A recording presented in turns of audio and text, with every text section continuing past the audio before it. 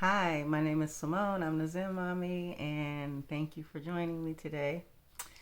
I was thinking about ego death, and I was thinking about how the journey beyond enlightenment is the journey beyond the ego's fears. And thinking about ego death and what it is, the first time I heard the term ego death is when I started taking ayahuasca, psychedelic plant medicine. And one of the experiences that you can have is the ego death when you're taking plant medicine like ayahuasca. See, ayahuasca can open you up to experience different worlds and different dimensions, all in this plant. But our programming tells us that that's not possible. We can't go to another dimension. We can't see into another world. And so the ego is pretty much just kind of programmed in this reality right here.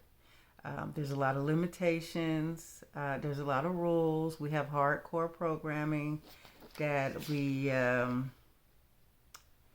born with programming from outside influences from the moment we're born.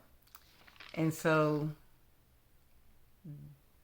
these things we've been programmed have been kind of hard coded in our ego. What the ego does is it collects data and it stores all this data, but the data that it keeps is data about about things bad, things like, okay, so for example, um, you created this beautiful art piece, and all of a sudden you start getting thoughts that art piece isn't all that. No one is gonna like it. You need to trash that and try again. So say you have these thoughts. You think you created a good piece, but then you start having these doubts. And some people will have those doubts and be like, you know what, maybe I should trash it. Maybe I'm not good enough. I should give up on being an artist, right? So what the ego just did right there is it was trying to protect you. It was trying to protect you from possible embarrassment or humiliation. So it kind of collects data. Maybe there was a time in the past, or that you did something and it wasn't that great, or you watched someone else that that created an art piece and it was a disaster, and they was publicly humiliating. You saw that, meaning your ego collected the data of that, and so now that you have created this beautiful art piece, you cannot your ego is now taking the data it learned and trying to. It feels like you're down talking, you're putting yourself down, right? But it's the ego just like sharing this data with you in a way to kind of help influence you not to go into a situation that will possibly hurt you.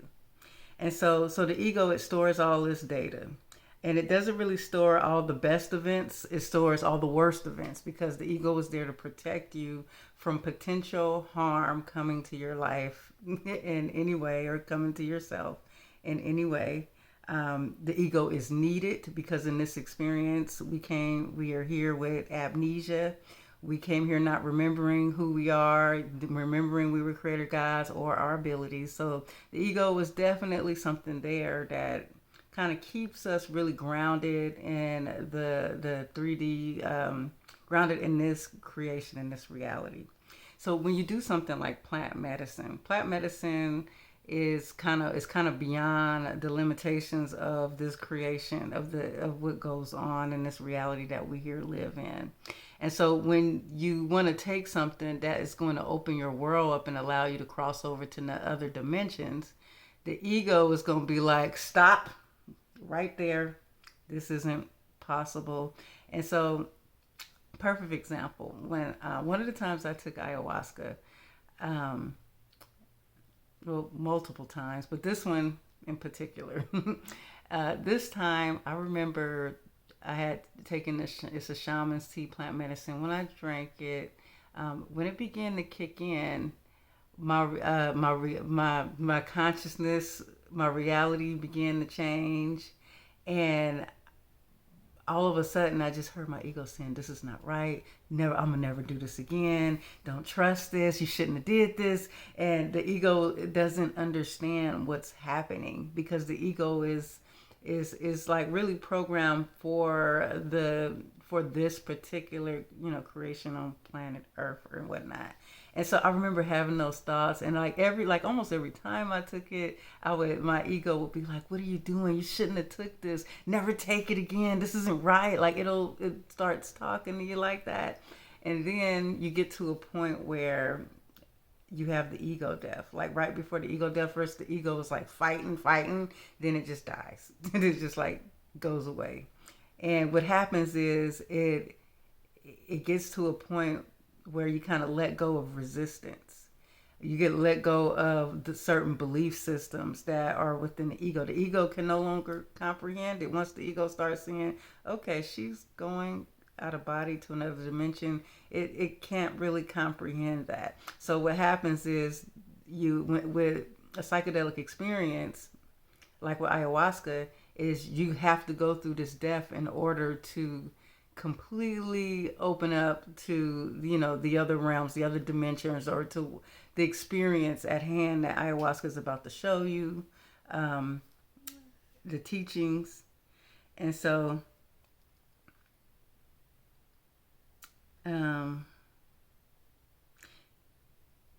so I was saying, the journey beyond enlightenment is a journey beyond the ego's fears. Okay, so the ego is mostly fears.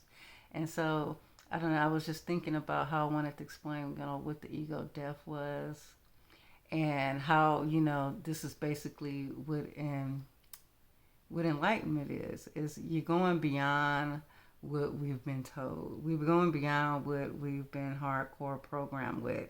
I'm doing this because I talk about how the box, scenario, and I use this scenario with religion. The belief systems are in a box, a very hard, strong box, right? And if you try to go outside the belief system in certain religions, it's a lot of fear. Oh my God, don't do that. That's wrong. If you go out, you're messing with demons. That's demonic. That's evil. Stay in this little box. We're safe here. And the truth is, they don't really know what's outside the box. They're just going based off of programming and what they're told what's outside the box. And so that's kind of how it is on this spiritual journey. Like, okay, you get out of, definitely the box of religion, but you also may have you may have another box of just certain fears. There's this other saying, fear is a part of fear is a part of the ego's prison. Okay, so if fear is the part of the ego's prison, it's basically has created a box around you, and this box is called fear. And this fear keeps you safely locked in.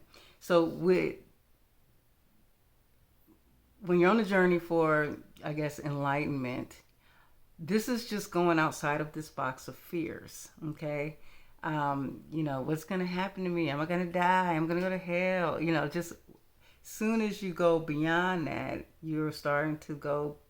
You're going towards enlightenment, because it's really basically, I guess, kind of like going home to where we came from before we came to this creation, and that's what I would say. And see, we didn't have fear before we came here. Fear is the one thing that's kind of helping keeping this I guess, this creation in place, kind of.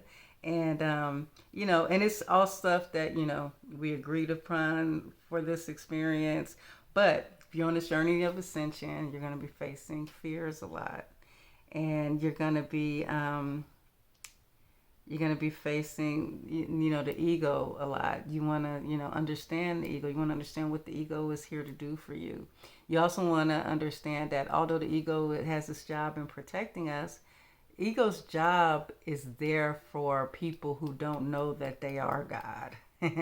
And see, once you start to go on this journey and open your eyes and realize, okay, we are all God, you know. And once you really know that, see, gods don't need the ego. We don't need anything to protect us because we know everything. We're connected to everything.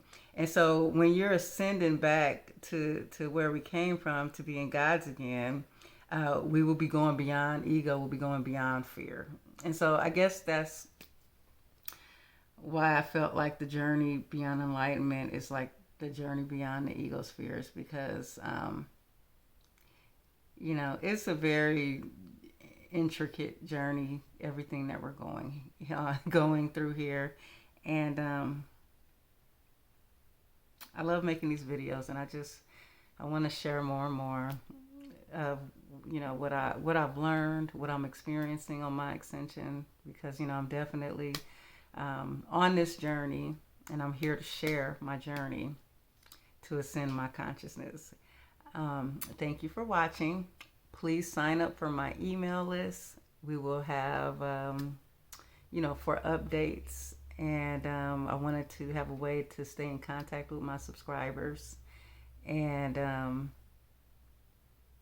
guess that's about it for today. Thank you for watching. Bye-bye.